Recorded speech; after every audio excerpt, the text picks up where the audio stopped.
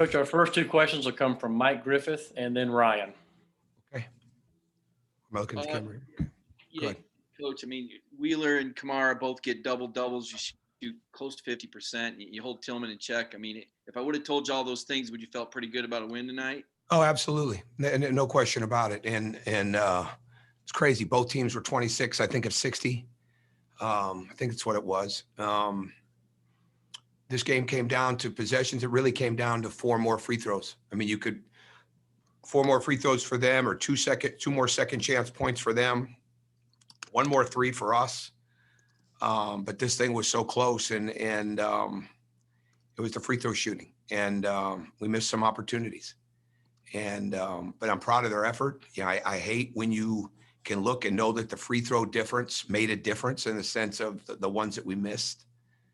Because we shoot, I mean, we went to our walkthrough today.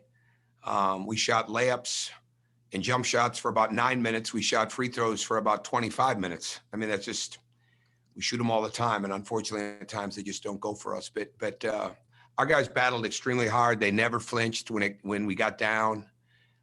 It was a highly contested game. The lane was hard to come by. It was hard to get things in that lane, but our guys kept working to figure it out. And we had an opportunity at the end to tie it, and we just didn't get it. Hey, Coach, I know it's unfortunate to lose the season in that fashion, but you guys did exceed expectations in terms of what you were projected to finish in the conference. Just kind of what are your final thoughts on what you guys were able to accomplish this season? I'm so sorry that I'm really not there yet, but I'm just not. And I don't mean to be that way, but it's very hard to go from this game to reflect. Plus, we've told the NCAA we will definitely opt in to playing in the NIT. And so we'll work very hard at that and hope that we have that opportunity. I think we've earned it. If you're taking power conference schools that have done good things in their conference outside of the NCAA tournament teams that will have go, we would love to continue to be in that. So I didn't say goodbye to my team in the locker room, and I'm certainly not going to reflect on the season just yet because my mind is not in either one of those places. So I apologize. Let's go to Anthony and then Chip. Hey, Coach, I guess for the lack of a better word, how can you, I guess, politic to get into the NIT? What things can you personally do? Well, I hope politics aren't the issue. I hope they. I mean, I think letting people know we want to be there, and we'll be excited to be there. We'll show up. There's no question about that. Postseason is postseason. But I think we just have to continue to make sure people know that we want to come, and I don't want to say it's an outside chance at 14 wins, but if we're going to take power conference schools and everything that was all the automatic bids are out of it this year and things of that nature, I would really hope that we deserve it because I think we'll have plenty of teams in the NCAA tournament. And I think the fact that we've beaten teams that are going to be in that NCAA tournament, that I think that would hopefully serve us well. Coach, 2 questions on Xavier Wheeler. Obviously, if PJ knocks down that 3 at the buzzer, that's 14 assists and 14 points for that young man tonight. And it's pretty incredible as the smallest guy on the floor. I know you've seen it all year long and everything runs through him, but there's that. And I did want to throw in the question of, I think he sat for about 5 minutes in the first half and your offense really stalled while he was over there. I know you were trying to get him some rest. So I was surprised he didn't come back after the media timeout. But anyway. Well, you're not wrong. I mean, I'm playing risk reward on that because I don't want to play him 38 to 40 minutes. I just think that's so hard in a close game, and I want to try to get him through that TV. So we tried to extend it just a little bit, and you're not wrong. But whether it's a 40-minute game, and you got to know your players, they all think they can play 40 minutes, but can they play 40 as effective as they need to be? And usually the answer is no. So I wanted him to be as effective as he could possibly be because you could tell, and the way the game was going, that this was going to be a grinder because of the way both teams run. Well, both teams got back in transition as well. So that's all that really was. But we love having Xavier on the floor. I mean, obviously, but we're asking him to do a lot, and he's got to be able to get a couple of blows. I go home at night when I don't get him any rest, and I really wish that I did. So none of the kids think they need the rest. It's the coaching decisions that you have to make, knowing that it's going to be a long game, like I said. So he's done a fantastic job. He's getting better. His improvement from 1 year's time here to where he's at right now this year, amazing, absolutely amazing. And he has not wasted many days, whether it was during the pandemic back home in Houston or with us. There is no doubt about that. And he's got a real future. Let's go to Mark and then Jed. Tom, Xavier and Tumani were talking about, top 5 or 6 finish next year in the SEC. They were, obviously you guys are still hoping to play, but you want to just let them speak for that since you don't really want to. Yeah. Unfortunately, I'm sorry. I just never get to that. Right. I want this to finish the right way if we can. And then certainly we have to recruit and add what we need to add to this team. And then we start to build towards next year. But I'm not there yet. I'm sorry. Hey, I'll do a Coach, postseason thing at some point, though, when it's postseason for us. And then I'll do something where I'll be in a better frame of reflection.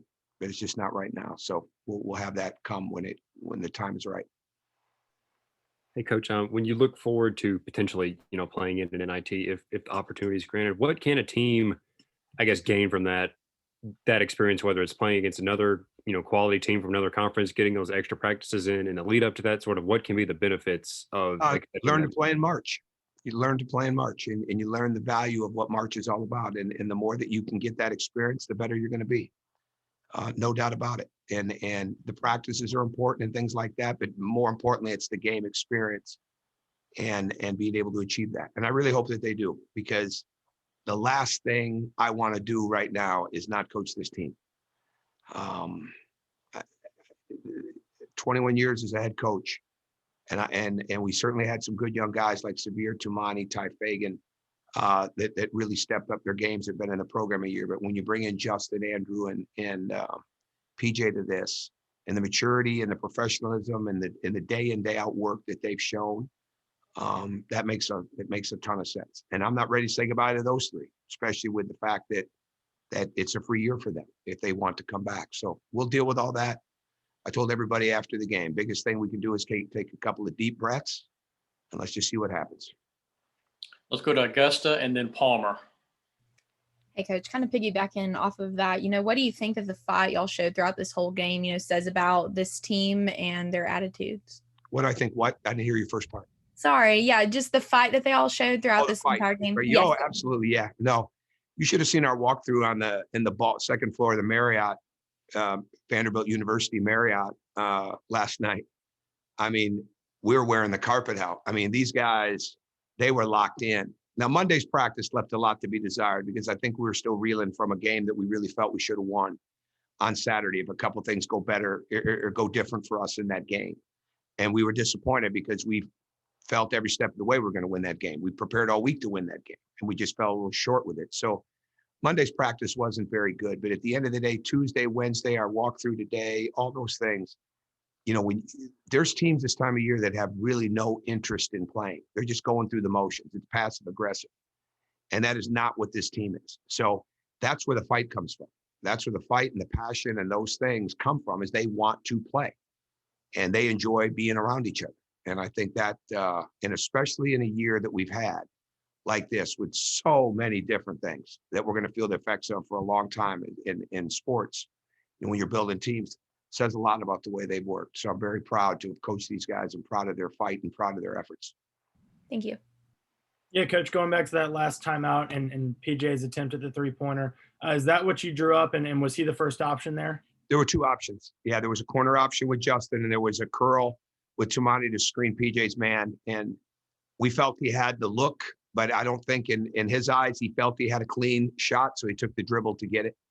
But we had 2 options. We had the corner and the loop cut across the top. Coach, we have one final question from Davis Baker. Yeah, Coach, were you frustrated by the lane violation, and what do you say to Justin after a mistake like that?